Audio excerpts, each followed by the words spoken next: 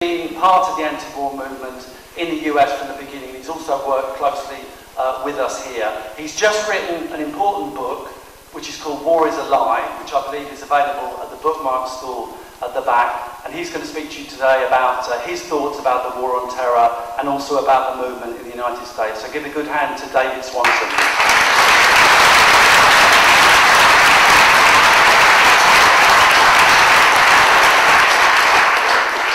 Thank you. Yes, I will focus on the movement, and I was very glad to come here 5 years ago. I hope when I come back in another 5 years it will be under better circumstances.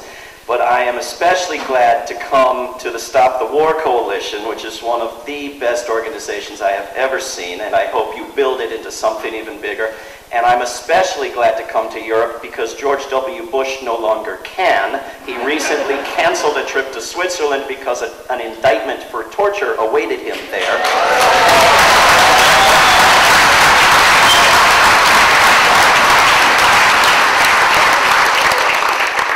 5 years ago was a high point for participation in the peace movement in the United States. This was because the Iraq War was young and violent, but also because the pitiful, poorly funded organizations driven by opposition to war were joined by the major, well-funded organizations and individuals and funders who opposed the Republican Party in any way available, including through opposition to wars that are identified as Republican wars. The Democratic Party was in the minority in Congress and not in the White House. It didn't promise peace and justice, but its supporters poured money and time and energy into bashing the Republicans for their wars and injustices.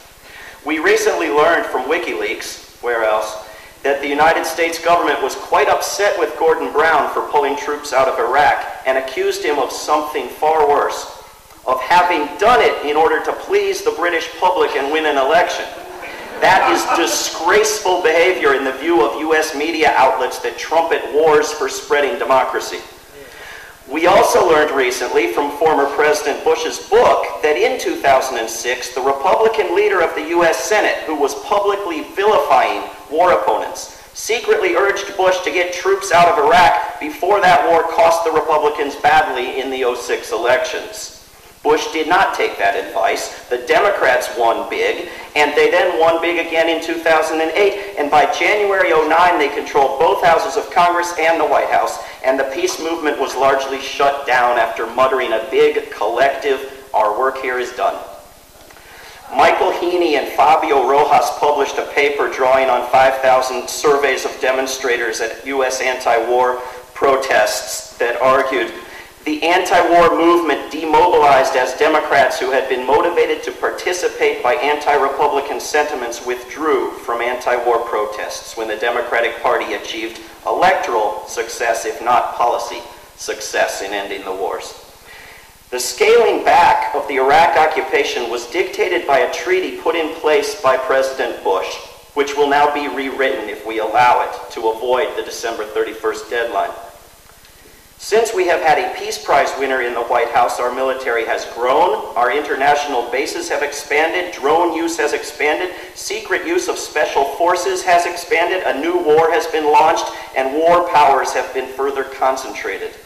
Some inspiring peace activists that I met in Afghanistan in April, called the Afghan Youth Peace Volunteers, told me they had trouble selling Afghans on the idea of peace. Number one, because they had never seen it or known it or were able to imagine it. Number two, because its leading spokesperson, the prize winner, was bombing them. What remains of the US peace movement is substantial and is growing, but has been completely written out of corporate news coverage, as its existence doesn't fit comfortably into any narrative comprehensible to corporate news producers, and Americans would die to have news media merely as awful as the British.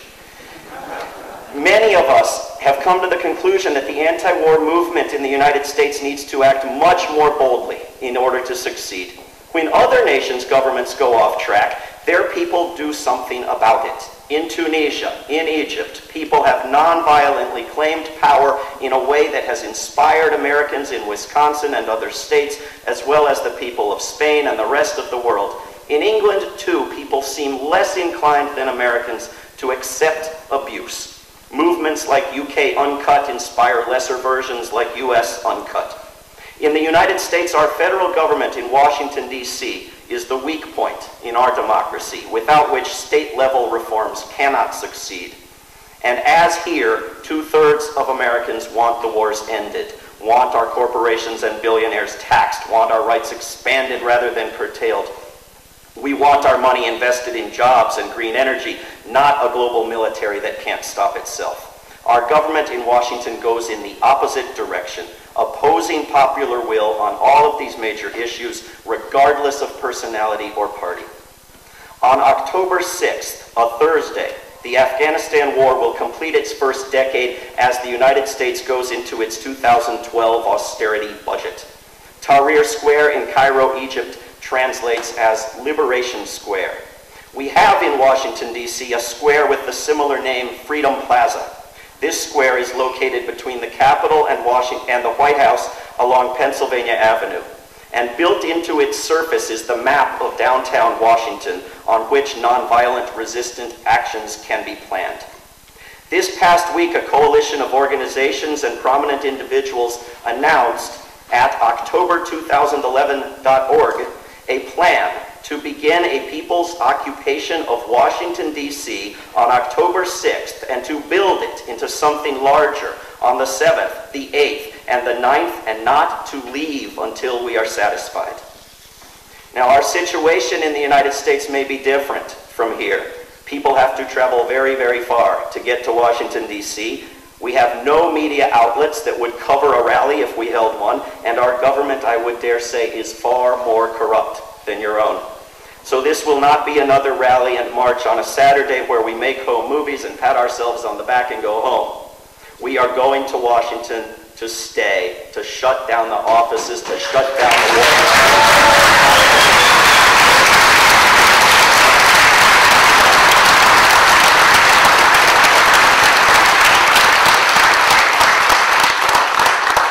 October2011.org would love the endorsement and support of the Stop the War Coalition, and you are all, each and every one of you, invited on October 6th to Washington, D.C., but I trust that you will make a very good showing here in London.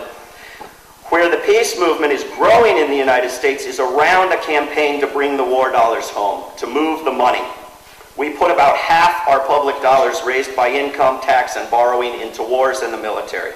This fact means that we can build alliances with groups that have better ideas for where to spend that money.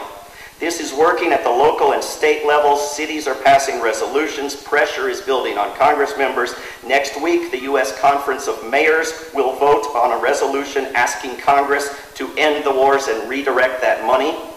50 years ago, President Dwight Eisenhower said, quote, "In the councils of government, we must guard against the acquisition of unwarranted influence, whether sought or unsought, by the military-industrial complex. The potential for the disastrous rise of misplaced power exists and will persist." The same president said, quote, "Every gun that is made, every warship launched, every rocket fired signifies, in the final sense, a theft from those who hunger and are not fed, those who are cold and are not clothed. This world in arms is not spending money alone, it is spending the sweat of its laborers, the genius of its scientists, the hopes of its children." End quote. And yet there is something missing there. What drives the peace movement is opposition to killing people. Opposition to killing people is the reason wars are now marketed as humanitarian, philanthropic efforts. If we lose that to focus purely on moving the money, we will lose our core and our energy. I don't think we should underestimate the ability of the people of our nations to act on behalf of the people of other nations, including by forcing an end to these wars. The activism of Tunisians and Egyptians has inspired a lot of people who can now be asked to consider the consequences of their actions on similarly active people struggling for justice non-violently in distant lands. If we work on that, we will not need an anti-war movement another 10 years hence. Thank you.